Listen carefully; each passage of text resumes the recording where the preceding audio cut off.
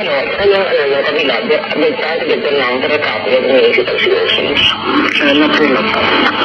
Nag-sabi sa akin. Ay, wala naman. Kita na lang natin sa atin. Biyara na ako sa patid. Pero isa ko lang sa pero nga, yung nagkaligat ba?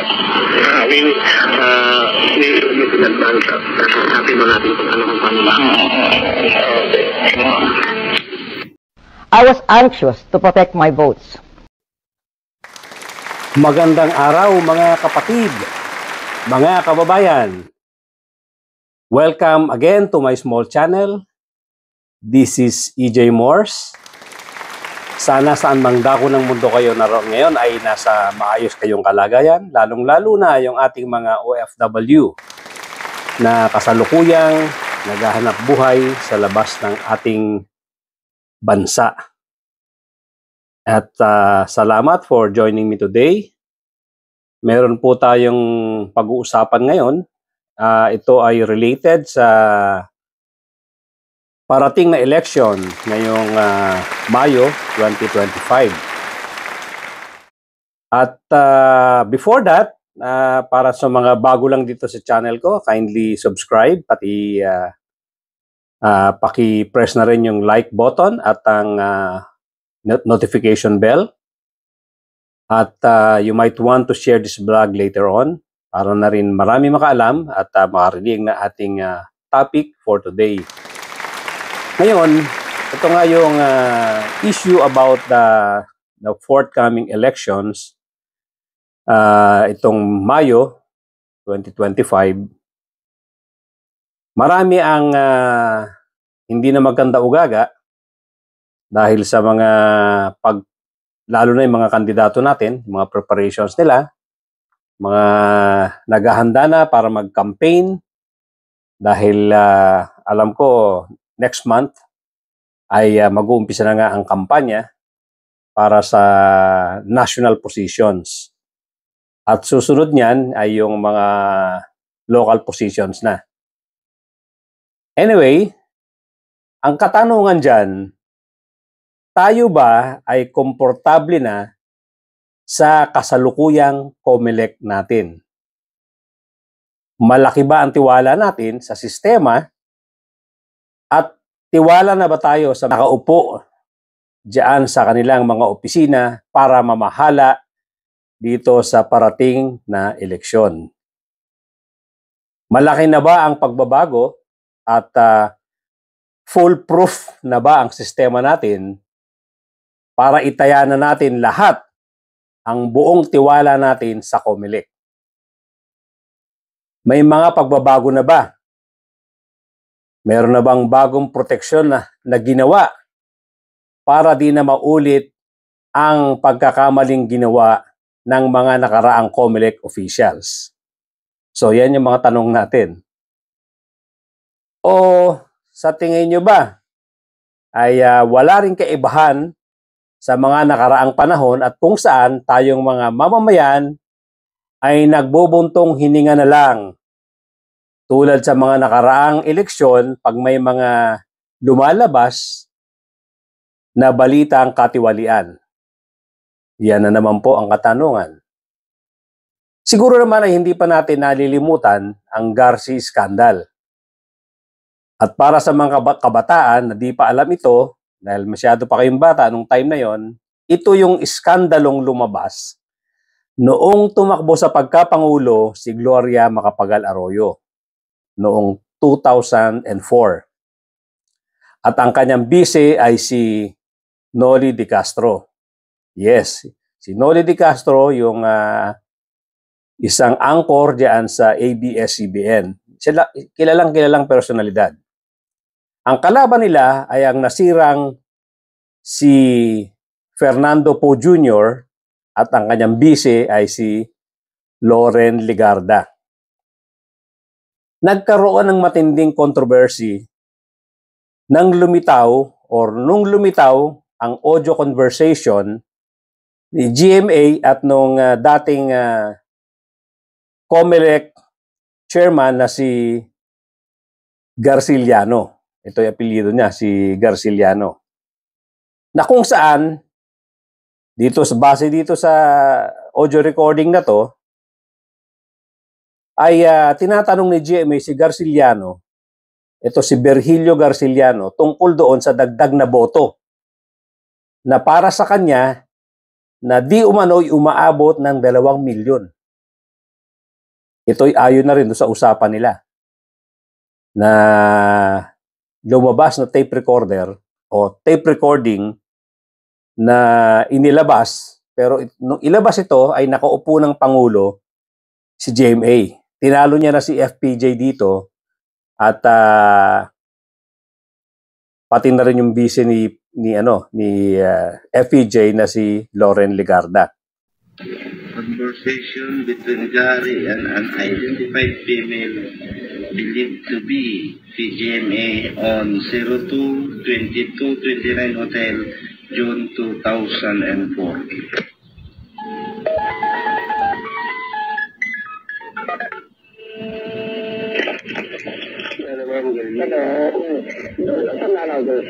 Hindi na lang na macho FOB kasi OC.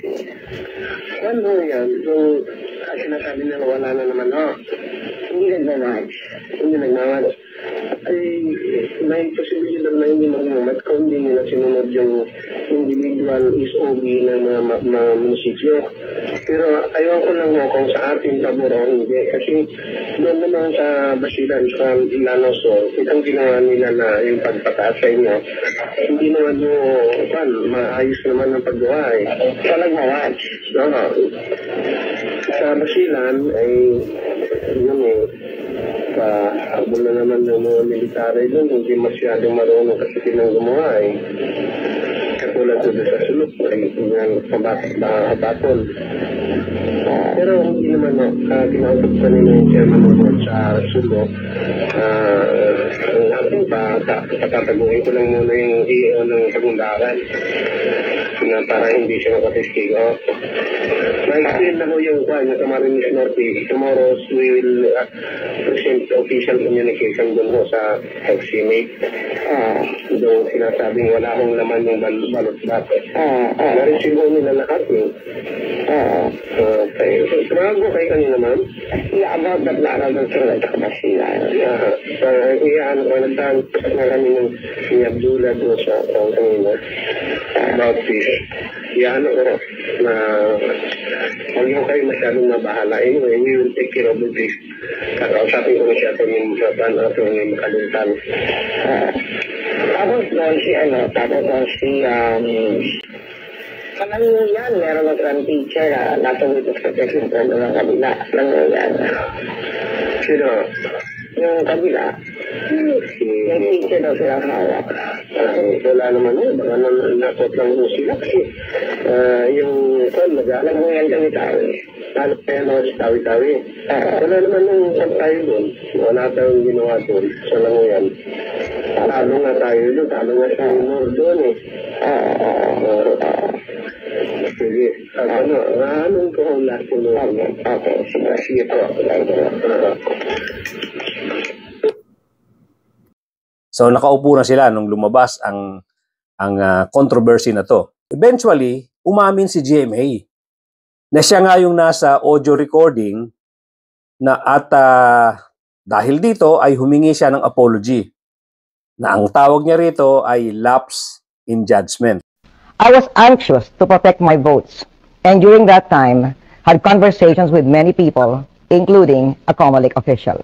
I recognize that making any such call was a lapse in judgment. I am sorry. Lapse in judgment daw, ang ginawa niyang phone call doon sa opisyal na lumalabas ay si Virgilio Garciliano.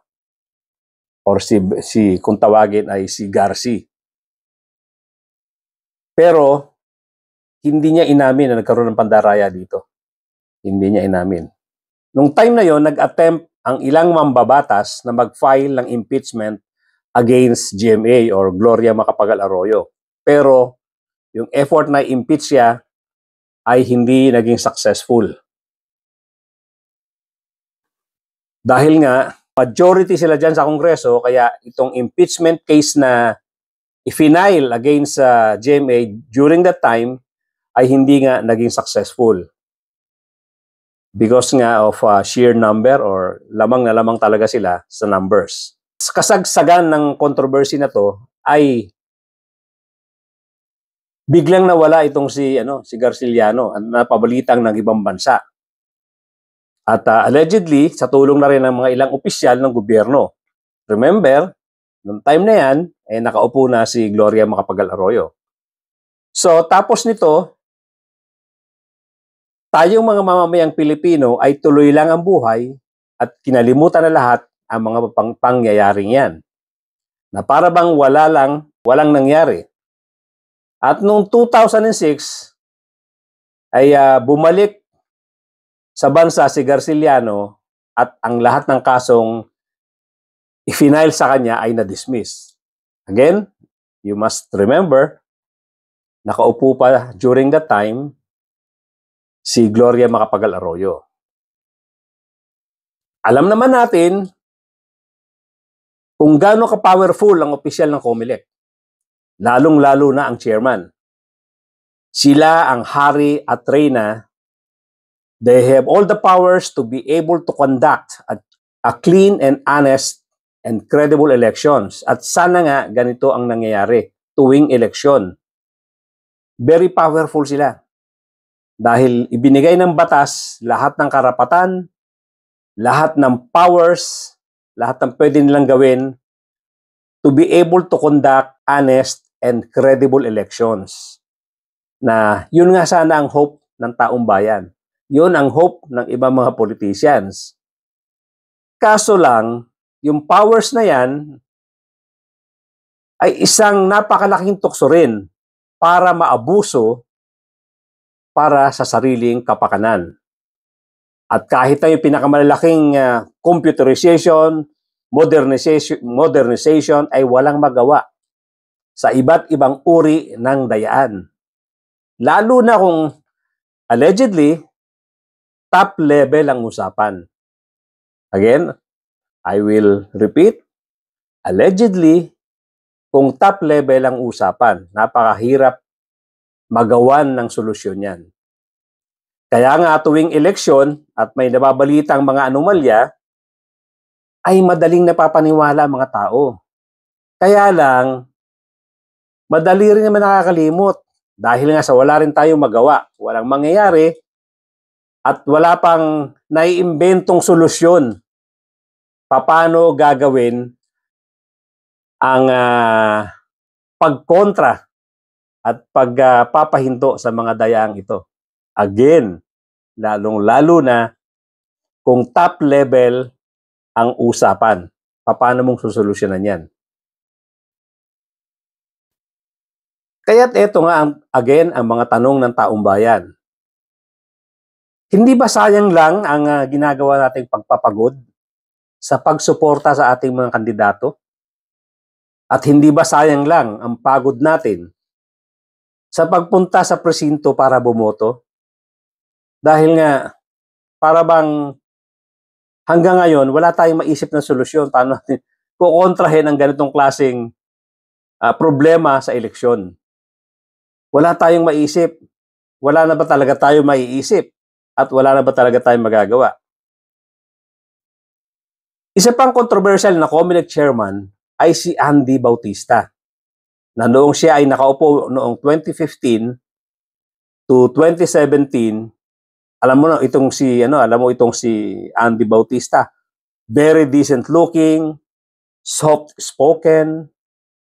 He studied law in Ateneo University at nag-masters pa ito sa Harvard Law School.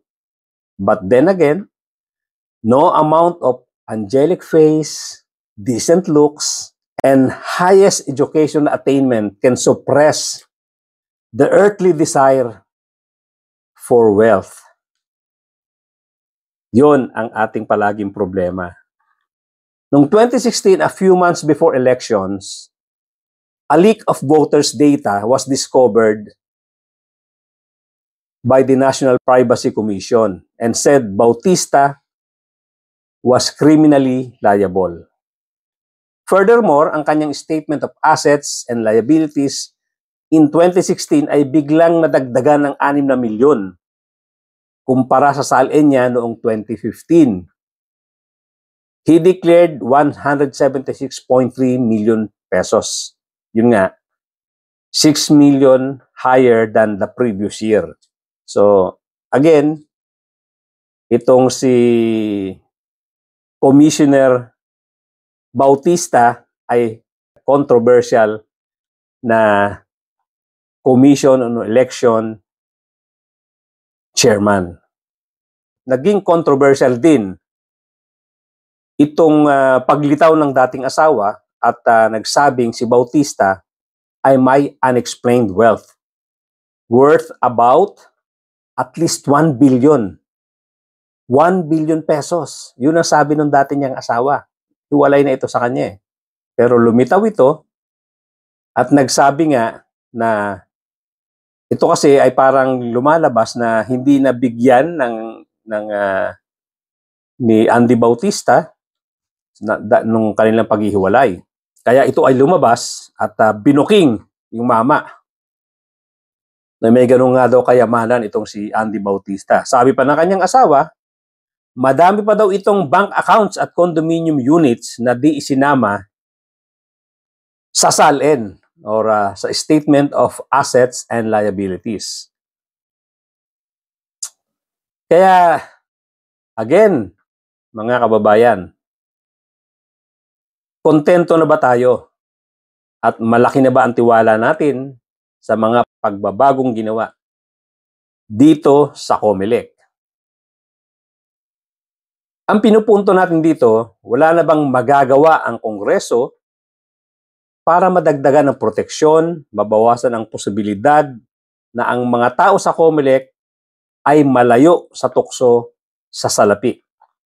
Hanggang ngayon ay hindi pa natatapos ang mga kwento na kahit sa pag-approve ng party list ay pinagkakakitaan that the real spirit of party list system is being trampled upon and has become a milking cow for some COMELEC officials. Yes po, hindi po nawawala ang usapan ng mga mamamayan tungkol sa controversy na yan. Ginagawa daw palagatasan yung party list system na yan. Diyan pa lang sa pagre-rehistro ay pinagkakapirahan na daw yan. Kaya another problem na dapat pag-isipan, bukod pa doon sa mga iba pang klaseng controversy or iba pang klaseng korupsyon na bumabalot sa ating eleksyon, lalong-lalo na dito sa ating COMELEC. At sana, para sa lahat ng leaders ng bansa nating ito, bago tayo magpakalulong, makalimot at magpakalunod sa politika, sana ay sama-sama kayo mag-isip kung paano malilinis sa loob at sa labas ng COMELEC ang lahat ng aspeto tungkol sa eleksyon at tungkol sa korupsyon. Di po tayo dapat makontento sa kasalukuyang sistema, especially so that almost all big controversies about election frauds and corruptions have not been given clear closure and solution. Kaya yan po mga kababayan, yan po ang ating katanungan at yan po ang ating topic for today na very timely dahil nga nalalapit na ang ating eleksyon, pero nakatuon tayo sa mga kandidato, nakatuon tayo sa surveys, nakatuon tayo sa ating mga paboritong candidates, nakatuon tayo doon sa ayaw nating mga kandidato, pero nalilimutan natin ang isang mas malaking problema na problema mismo diyan sa COMELEC na hanggang ngayon ay walang linaw, ay walang definite na solusyon doon sa mga nagiging controversial na issues na lumalabas tungkol sa kanila. Wala pa tayong definite na na closure. Kaya ladies and gentlemen, tulungan siguro natin ng gobyerno natin paano maiisip, paano magagawa ng solusyon ang mga problema na aking binanggit dito sa aking episode for today. Hanggang dito na lamang po. Thank you so much for joining me today, at sana sa mga ngayon pa lang nakabisita dito sa aking munting channel, please subscribe and please hit the notification bell, pati na rin yung like button, at pakishare na rin po itong ating vlog sa ating mga kapamilya at kaibigan para marami makarinig ng ating topic for today, at sana magkita-kita po tayong muli. Thank you so much, at magandang araw, at be safe always.